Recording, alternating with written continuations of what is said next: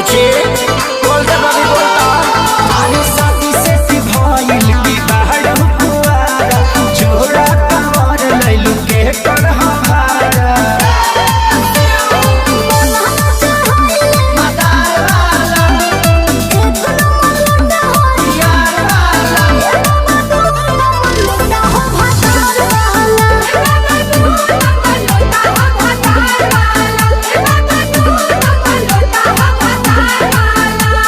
बहुत अच्छा बच्ची दोनों को बैलेंस करके चल रही हो तथास्तु।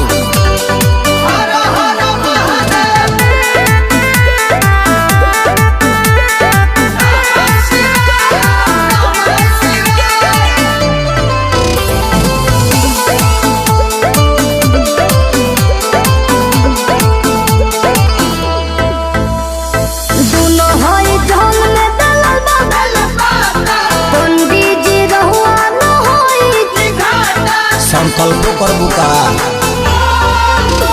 दिखाई जाके के कहिले बा तू हे रे घर दे जाइले बा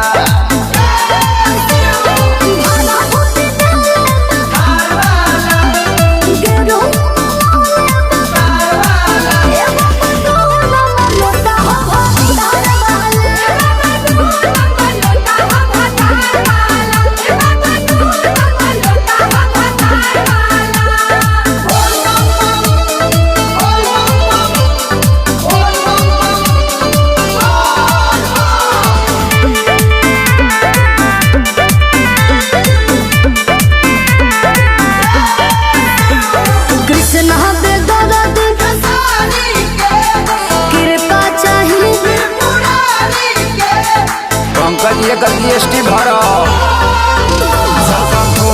के दर्शन पाने लागे दोनों घर बुची बचा ले अच्छा